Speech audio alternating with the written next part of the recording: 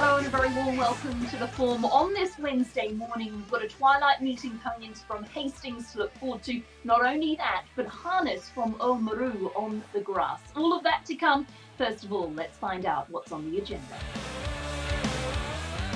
We kick the day off with Group 1 winning trainer John Barry, who has a host of runners at his home track. Then off to Craig Grylls, who talks not only Hawke's Bay on Wednesday, but also, of course, the upcoming Group 1 on Saturday from Te Rapa. Then to our form analyst, Bevin Sweeney, who gives us his insight into the meeting. He's got 2 best bets and 2 value bets for you. And finally, Justin Evans down south to talk through all things Oamaru harness.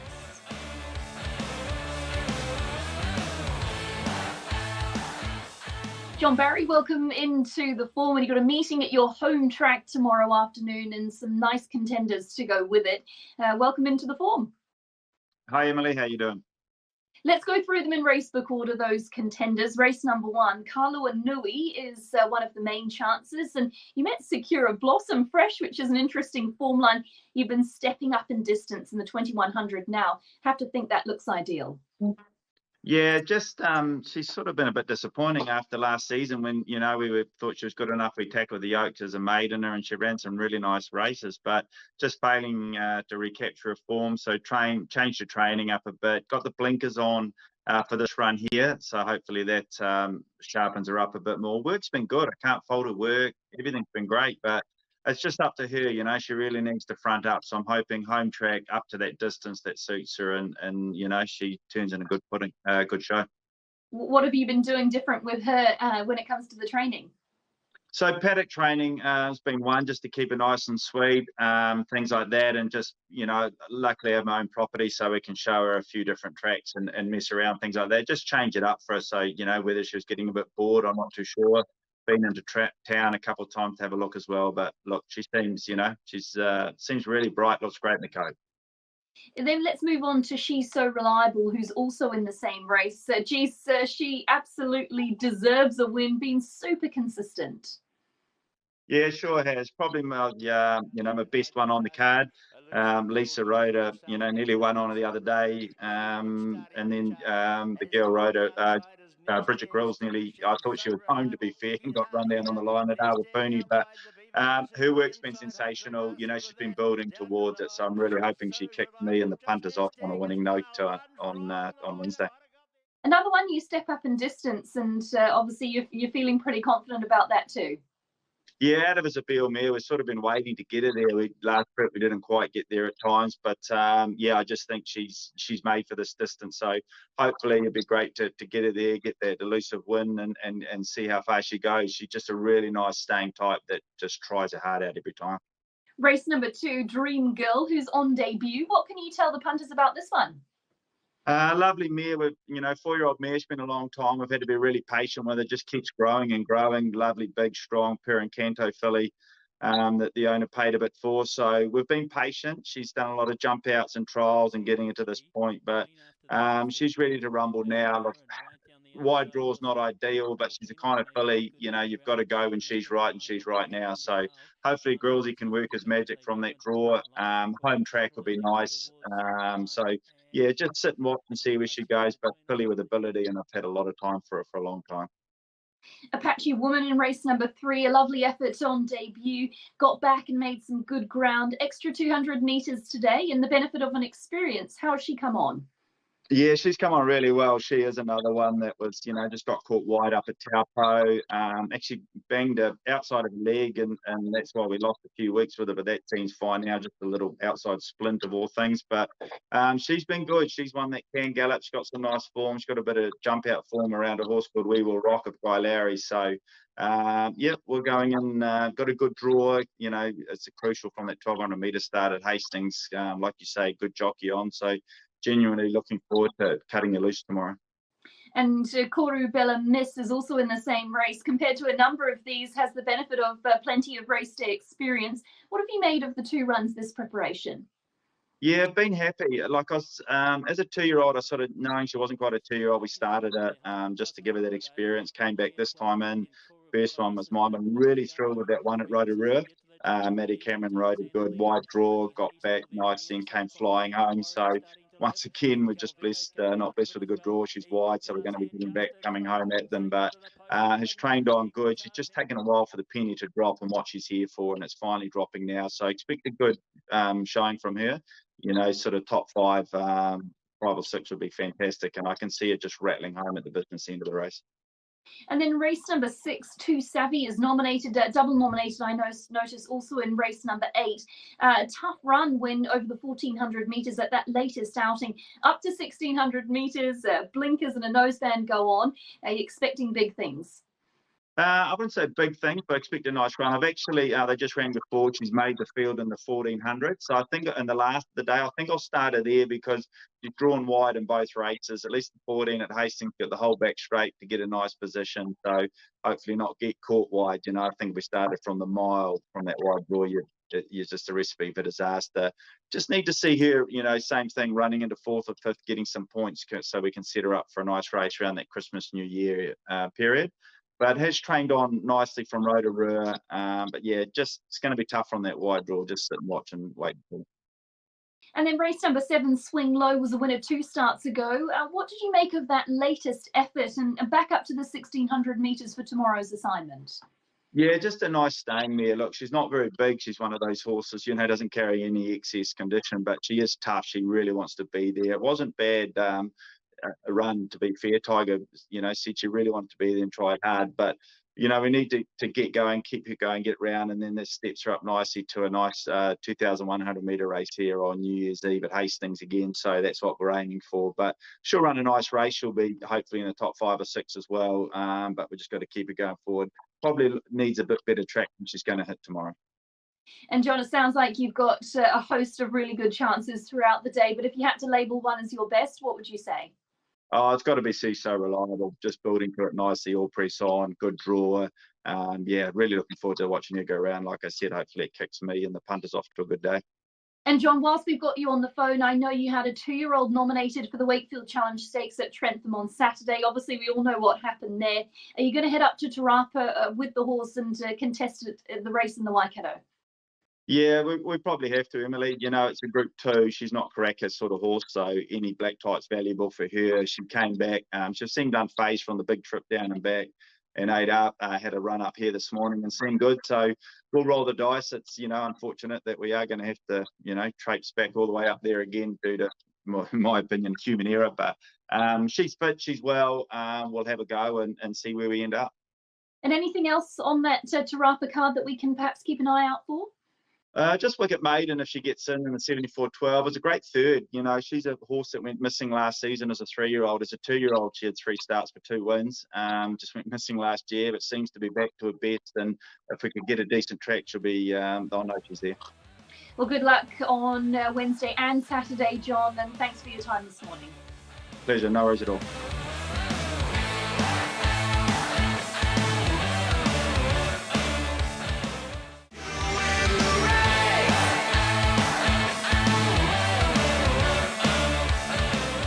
Craig Grylls, you'll be off to Hastings on Wednesday for the Twilight meeting. Great to have you on the phone this morning. Yeah, thanks, Emily. Yep, another busy week with plenty of travel. So, down to Hastings we'll head tomorrow. Let's have a little chat about your runners on the day, and you've got a couple of nice chances. We'll start with race number 1. Carlo and Nui rode at its latest outing. What were your thoughts? Yeah, it's steps up to the 2100 today. For Hastings tomorrow, sorry, and I think we'll benefit from that. It was maybe a touch disappointing last time, like sort of John Putter might have found the line a bit better than what did. So obviously stepping up to the 21, hopefully that's going to aid the chances. What about the blinkers going on? Was that your suggestion post race? That often aids them as well, doesn't it? Well, we sort of, when I did get off, we both did talk about it and said maybe it might help just to get the horse to travel a bit better underneath us throughout the running. So it's sort of thrown everything at the horse, I guess, to try and squeeze a bit more out of. And I noticed you drew out in 12 at the latest, so barrier 5 will be a heck of a lot easier for you. Yeah, it's just from there should be able to get a bit of a softer run without having to do too much work, hopefully, and hopefully we'll have a bit more petrol in the tank at the finish. Race number 2, you've got Dream Girl having its debut performance, and the first ride for you. Have you had a chance to have a little look at the trials? I've just had a brief look over them. Sort of the first trial, was run third in her first trial, which didn't look too bad. And then, yes, might have just been a little bit found wanting in the other 2 trials. Is a couple of unplaced ones there, but John's horses on his home track is always a big advantage. Is there anything you can do for these horses on debut to help them or aid them? What's the sort of mentality from a jockey's perspective when you are getting a horse to the races for the first time? Yeah, well, I guess, especially if you've ridden them in the trials too, you know a little bit more about them and what you can probably expect. But so it's going to be a little bit trickier, like obviously sitting on the horse for the first time. But I guess you just got to be a little bit wary. Sometimes they could be quite green, or they might want to wander around a bit. But if you sort of have that in the back of your mind that they could be that, you're at least a little bit more prepared for something like that.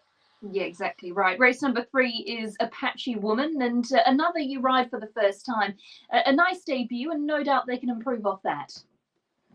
Yeah, it was a nice debut run. Drawn a nice barrier too to get a good soft run. Normally, after the first run, they can tend to improve quite a lot. So, fitness wise and that sort of thing. So, looks a very nice ride on paper, that's for sure. And race number 5 is Mandalorian, fresh up, but you have ridden this horse actually a couple of times earlier on in the career, and you also rode at a recent trial. What can you tell us about this one? Yeah, so he's fresh up. He's going up in grade a little bit too.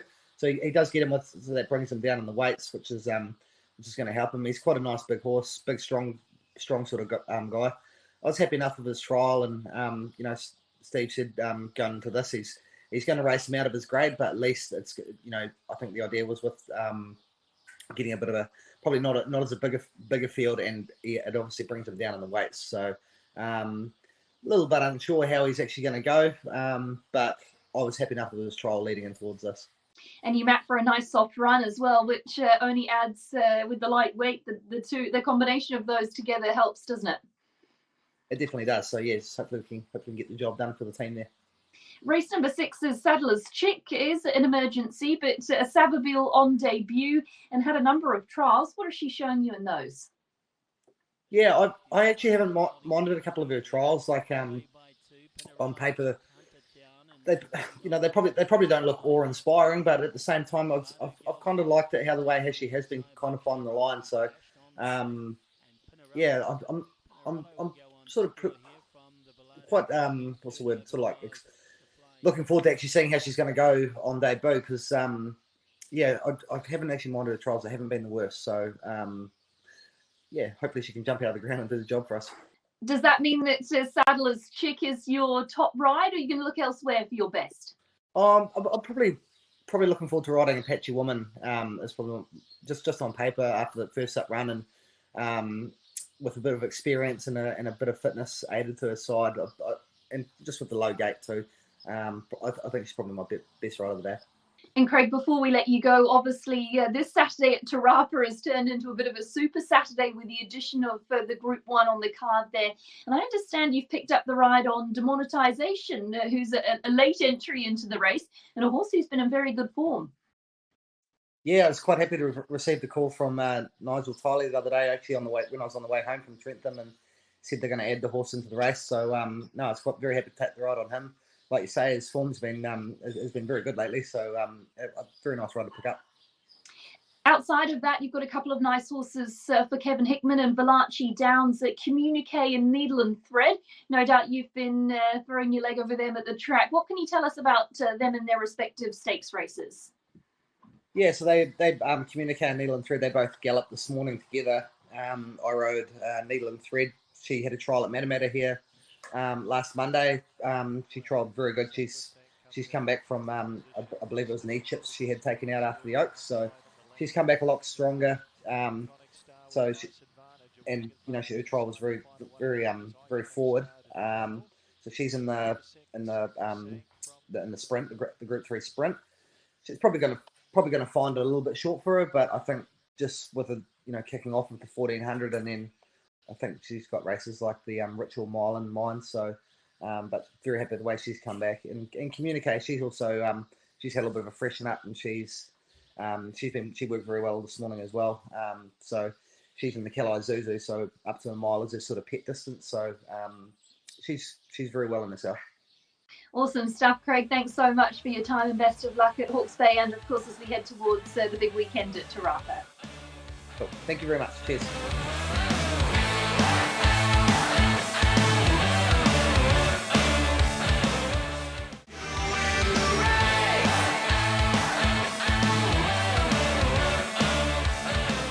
Bevin Sweeney, great to have your company on the form this morning, and looking forward to that Hawke's Bay twilight meeting that we've got tomorrow afternoon. And you've given us plenty of options when it comes to best and value bets. First of all, talk me through your best bets on the card there at Hawke's Bay.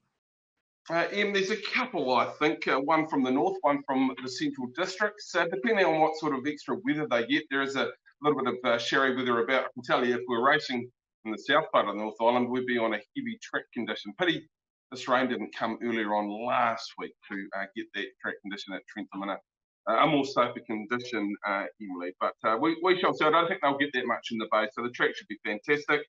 The best, I'm going to give you 2, but the best I think is in race 8 to number 6, Aviator for Guy Lowry and Grant Cullen. But the team's been on a fantastic run in recent times. They're very good at setting horses up, giving them a run, then next up they generally fly. Well, this horse is a big fellow who we saw on debut go down a very short margin, should be improved by that, goes up in a distance. So I think he's a very good bet on the program. He'll be short enough, albeit there is a nice Jamie Richards horse in that particular race, but I think he's well capable of winning. And in race number 2, for Stephen Marsh, a wind at speed, number 14 in the race book. Look, I just note that Jamie has some runners in here, but Danielle is sticking with the ship here on the Stephen Marsh runner. So expecting it to be very hard to beat off a very good fresh up and debut performance at the races. A couple of early bets for you, Emily, in race number 7 on the program, Putarino. This horse has had the one run fresh up, hit the line very, very strongly, expecting it to run a race for an informed trainer on Royden Burgesson. We've also got No Rock, No Pop now. It's a horse that's always disrespected in the market, Emily. Went up to a weight for age race last time after being very good here at Hawke's Bay. Pryor loves it here, should lead and be very, very difficult to run down. So there's 4 for you. A couple best bets on the program. Race 2, race 8, Wind Speed, race 2, Aviator, race 6. And you want to shop a little bit of value on the Twilight Meeting, race 5, number 3, and race 7, number 3. Action underway, 2:42.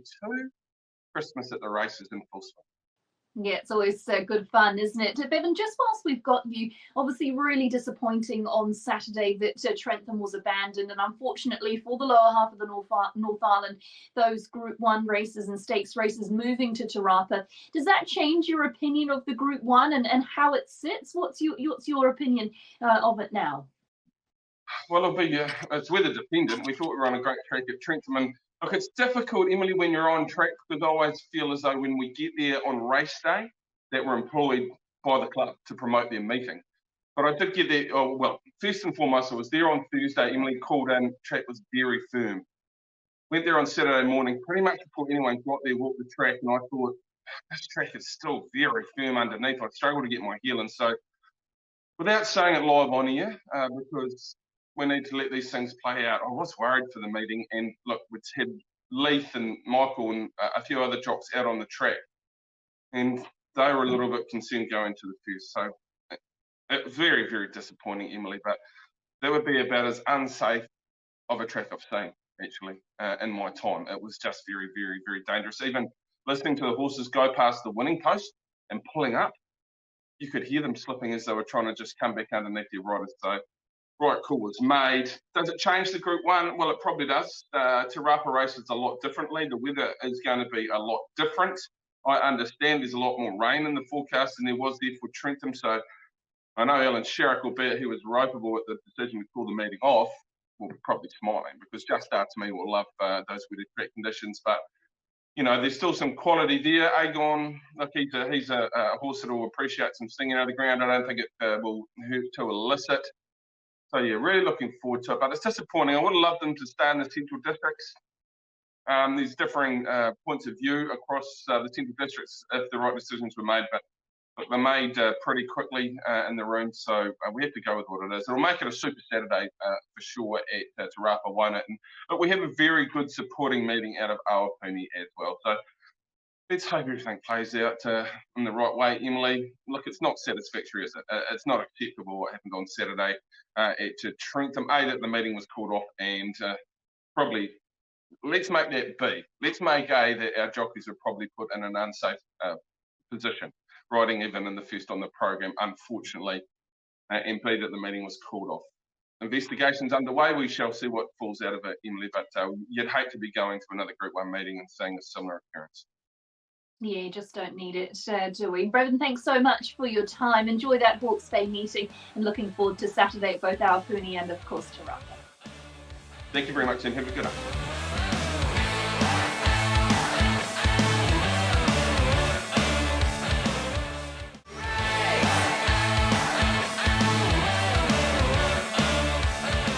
Justin Evans, great to have you back on the form this morning, and plenty to look forward to because tomorrow, of course, we've got Oamaru on the grass, a harness meeting. I'm sure you're really looking forward to that. Yeah, love calling it Oamaru, as you say, Emily, really a great part of the land and good track. We're on the grass. Of course, sometimes they race on the all-weather and sometimes on the grass. This one's on the grass, so that's really important there for the punters. So we're looking for the grass trackers, Emily, and I think there's a few that we can find. I actually really like the day in terms of a betting day. I think there's a lot of winners. So make sure you tune into trackside across the day. But certainly want to highlight a few for the punters here on the form. I think we'll kick off the day with the winner. Race 1, number 1, nice and easy. And I think the 1 will be going next to her name, Abacati Hazel. Look, not many people drive as many square gating winners than John Dunn, and I think he'll win the first with this girl. She looks ready to win. She's trained by Bob Butt. She's a half-sister to Mordanchi and Majestic Chick. She's been stepping really well. I thought her run on the wet track at Orari was really good. Back to 2,000 metres in a pretty thin race, full of experience. I think she steps to the lead and takes all sorts of beatings. So good solid day to start the day. Race 1, number 1, Abacati Hazel. And we move to the other trot, or one of 3 trots actually, and again, John Dunn, race 5, number 3, Hanover to Moon. Think he's a winner. Promising trotter, plenty of upside. He's only had the 7 starts of this horse. Thought he was excellent last start, getting savaged in the lead. Again, back to 2,000 metres around the grass track at Oamaru. Not overly easy to make up ground there. I think he'll step to the lead. I think he'll dominate. I think John Dunn gets at least a double for the day. So I'd suggest maybe taking a little bit of a multi with those 2. And Emily, one for those punters that like a little bit more value, because I'm picking the other 2 will be fairly tight in the market. Race 6, number 13, Emily, Saint Waitaki. Look, this horse is a cracking chance, and hopefully at an each-way price, drops in grade after 3 runs back in stronger fields into a winnable race for mine. I know he's up on the outside of the second line, so he'll need to do a bit of work, but he's been in far stronger fields. Good grass track out, that's where he's raced best. I think 4th up into a weaker race. Carter Dalgety, really talented young junior driver, as we know. He's had a great start to his career.